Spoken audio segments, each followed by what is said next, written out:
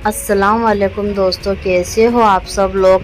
तो ये ईद के एक दिन पहले की वीडियो है। तो एक दिन पहले हमारे यहाँ बकरा आ गया था, तो अभी से ना सबको दिखाने के लिए अंदर लाए हैं। तो बच्चे ने इतने गौर से देख रहे थे और मेरा छोटा बेटा तो है ना इसे हाथ लगाने के लिए इतना फड़फड़ा रहा था। मेरा बड़ा बेटा बहुत डरता है, लेकिन छोटा ज़्यादा अच्छा है, हिम्मत वाला है। तो है ना मैंने उसे गोद में लेकर इसे बहुत बार हाथ लगाने की कोशिश की, पर है ना वो ये बकरा बार बार इधर उधर हो रहा था। तो है ना बहुत अच्छा लगता है कि हम इस लायक है, या खुदा ने हमें इस लायक बनाया है कि हमें ना अपने घर पे कुर्बानी का ये काम कर सकते हैं, कुर्बानी कर सकते हैं।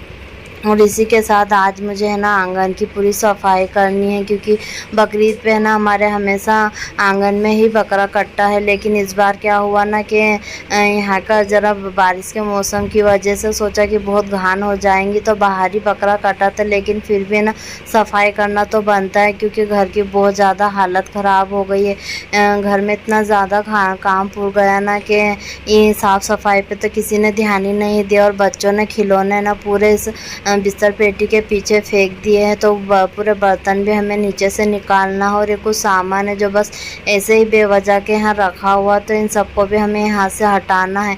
तो है ना बहुत ज़्यादा है इस बार, तो आंगन की हालत ख़राब हो गई। और बच्चे भी थे ना, तो जो मेरी ननद का लड़का है ना, तो वो बहुत बदमाश है। वो यहाँ है ना इतने ऊपर भी चढ़ जाता है, बिस्तर पेटी के ऊपर भी चढ़ के सामान फेंकने लग जाता है। तो अब मुझे है ना यहाँ की मैं जल्दी से साफ़ सफाई कर लूँगी, क्योंकि मेरे पास आज ही का दिन बचा है।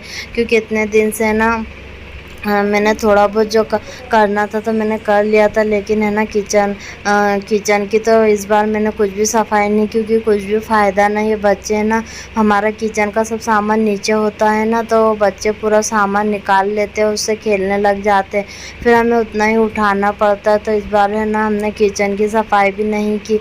और मेरा छोटा बेटा है ना ज़्यादा मेरे से दूर रह नहीं पाता है, तो इसकी वजह से भी मुझे इतना टाइम नहीं होता है कि मैं उसको सुलाकर काम कर लूँ। क्योंकि मैं उसको सुलाकर जाती हूँ तो उसके 5-10 मिनट बाद ही वो उठकर बैठ जाता है।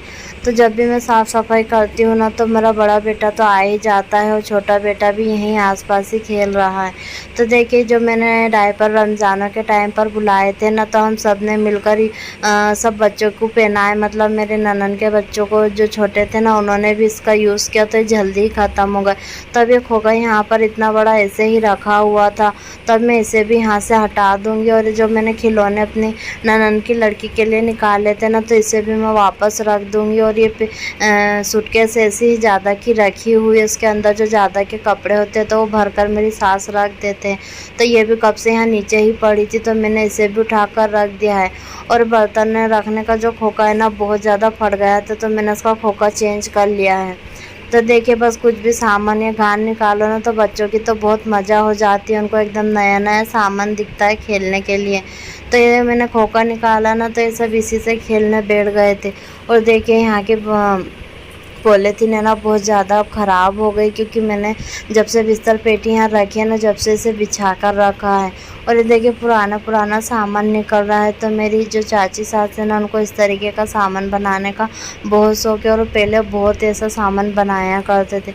और ये देखिए बिस्तर पेटी के नीचे की हालत कितनी ख़राब हुई, इतना ही कचरा है ना बिस्तर पेटी के नीचे भी है। तभी हम झाड़ू से झाड़ के पूरा कचरा बाहर निकाल लेंगे। और मैंने यहाँ की पॉलीथीन वगैरह भी हटा लिया, क्योंकि अब पूरी बिस्तर पेटी को भी मैं अच्छे से पोंछ लूँगी। और मेरी एक ननद चले गए हैं ना, तो उनके फिर जो गद्दा दुलई हमने उनके लिए निकाला था, तो अब वो ऐसे ही ऊपर पड़ा हुआ, तो मैं उसे भी रख दूँगी। और देखिए नीचे से हमने बर्तन निकाले तो पूरा खोखा भर गया, इतने बर्तन नीचे पड़े हुए थे।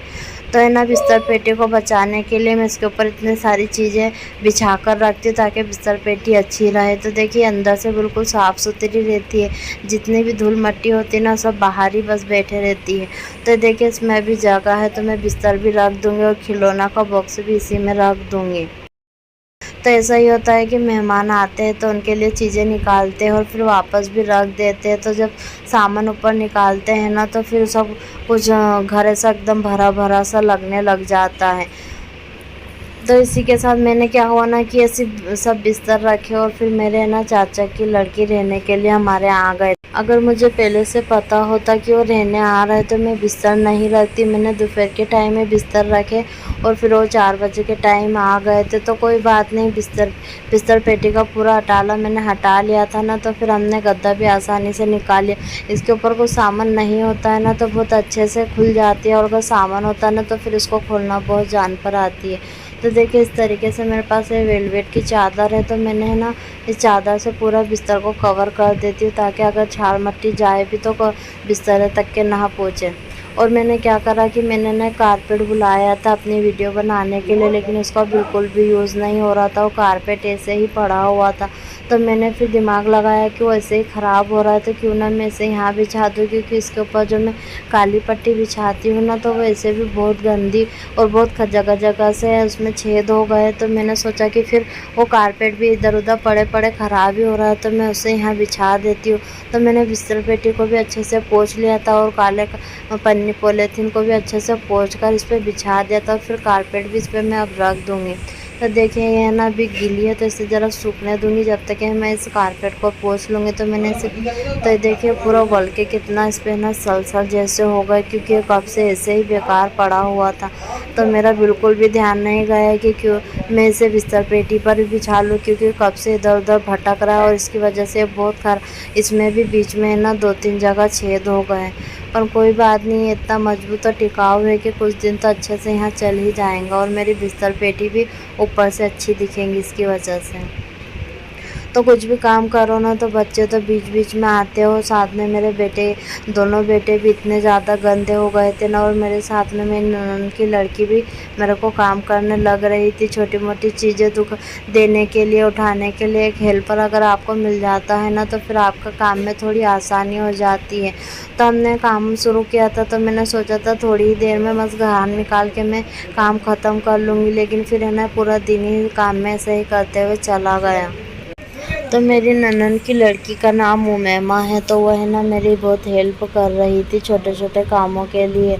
तो है ना अब हम मिलकर इसे अच्छे से बिछा देंगे और पूरा सेट करके मैं इसे रख दूँगी। तो देखिए तो ये पीछे है ना बिल्कुल सही हो जाएगा। और मैं बेडशीट भी बदल लेती हूँ क्योंकि उसका चादरा भी है ना बहुत धूल मट्टी में भर गया। तो हमारे पास है ना बाहर के लिए एक जैसे ही चादरें है, तो मैंने ऐसा ही चादरा भी इस पर से हटाया और वही डिज़ाइन का फिर से बिछा दिया है।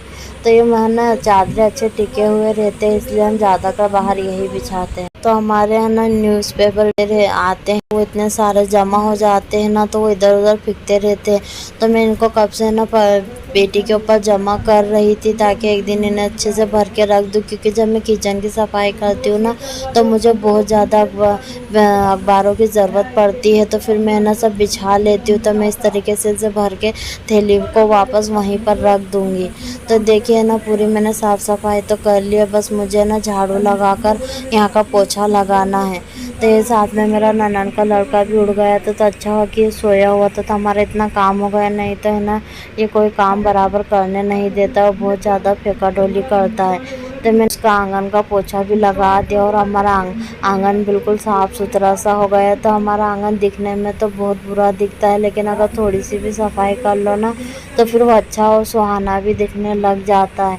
अब पुराना घर है लेकिन क्या हुआ है तो अपना ही, उसे तो साफ़ करना ही पड़ता है ना। तो त्योहार बार पर तो हम एक फिर थोड़ा बहुत जितना मुझसे हो सकता है मैं कर लेती हूँ, क्योंकि मेरा भी छोटा बच्चा है तो वो मुझे फिर है ना ज़्यादा इतना काम करने नहीं देता है और थोड़ी थोड़ी देर में फिर वो रोने लग जाता है। आपने देखा था कि पहले यहाँ पे कितना सारा सामान रखा हुआ था कि बिस्तर पेटी नज़र भी नहीं आ रही थी, और अभी कितने साफ़ सुथरा हो गया है। तो है ना जब आंगन साफ़ सुथरा करो ना तो दिल होता है कि बस उसे बैठ के देखते रहें, क्योंकि जब आप किसी चीज़ पर मेहनत करते हो तो फिर दिल होता है कि आप उसे जी भर कर देखते हो लेकिन आपने इस पर कितनी मेहनत करी है। तो मैं बहुत ज़्यादा मेहनत करती हूँ जब जाके हमारा आंगन में इतनी सफाई नज़र आती है, क्योंकि हमारा पुराना घर होने की वजह से बहुत जल्दी गंदा दिखने लग जाता है और बहुत ही ख़राब हो जाता है। तो ये ना पड़ोस के बच्चे ने चूजा लेकर आया था, तो हम बच्चों के हाथों में चूजा पकड़ा रहे थे। तो मेरा बेटे ने पहले तो अच्छे से पकड़ा, फिर बाद में ना वो से बिचकने लग गया था। तो मैं यहाँ बैठकर आंगन को ही देख रही थी कि साफ़ होने के बाद कितना अच्छा नज़र आता है।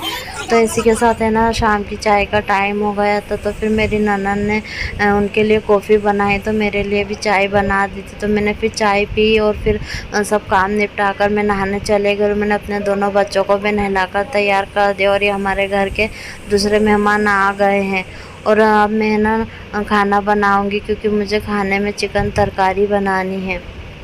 तो चिकन तो आके रखा गया था, तो ये धुल के रखा हुआ है। अब मैं भी है ना जल्दी से खाना बना लूँगी, क्योंकि बहुत देर होने वाली है, क्योंकि ना अदरक लहसुन भी पिसा हुआ नहीं था। तो मैं अपने छोटे बेटे को यहाँ देने आई हूँ, ताकि ये अब यहाँ खेलता रहे। मैंने उसका नाश्ता खाना पीना भी कर दिया है और अब ये यहाँ खेलते रहेगा। और यहाँ बड़े रूम में सब बैठकर टीवी देख रहे हो। 6:30 बजे का टाइम हो गया है। तो मुझे चिकन तो बनाने ही था, लेकिन अदरक लहसुन भी पिसा नहीं था ना, तो उसकी वजह से मुझे खाना बनाने में बहुत लेट हो गया था। तो ये हमारे मेहमान हैं, तो जो अपना सामान रख रहे हैं। और ये देखिए मैंने मसाला भी पूरा पीस लिया और मैंने चिकन को भुनने के लिए भी डाल दिया और अदरक लहसुन भी पीस के रख लिया है। तो ऐसा ही होता है कि है ना घर में जब हम कोई काम करने बैठते हैं ना, तो शुरुआत करते तो बहुत कम होता है, लेकिन धीरे धीरे बढ़ते चले जाता है। लेकिन जब वो काम पूरा हो जाता है ना, तो उसके बाद बहुत अच्छा लगता है। और देखिए मैंने पूरे आंगन की सफाई करी और उसके बाद इन बच्चों ने ना आंगन में क्या हंगामा किया कि पूरा आंगन गीला कर दिया। बस ये लोग है ना आते जाते कूलर के पानी से ही खेल रहा है और इतना ज़्यादा हम परेशान हो गए ना इस बात से। तो मुझे ना मैंने फिर सोचा कि क्यों ना मैं कूलर का पूरा पानी ही निकाल देती हूँ। हमारे किचन में है ना काम करो तो बहुत ज़्यादा गर्मी होती है, तो मुझे थोड़ी देर के लिए भी तो कूलर चलाने की आदत है। तो मैं ना कूलर में इसलिए ही पानी रखती हूँ, नहीं तो फिर मैं तो पानी कब से फेंक देती। लेकिन इस बार है ना बच्चों ने बहुत ज़्यादा परेशान करा और आंगन भी अभी साफ़ करा था और रात में उन्होंने पूरा यहाँ गंदा कर दिया। तो मैंने फिर कूलर का पानी ही फेंक दिया, क्योंकि इतना ज़्यादा कूलर हम चलाते भी नहीं हैं और 2 दिन से वैसे भी थोड़ा ठंडा मौसम हो गया है, तो पानी वैसे भी ख़राब हो रहा था। तो मैंने कूलर का पूरा पानी भी फेंक दिया। और ये रात का टाइम है, तो देखिए बच्चों ने यहाँ है ना किस तरीके से पूरा खाना बिखेर के रखा है। तो खाते तो बहुत कम है, फेंकते बहुत ज़्यादा है।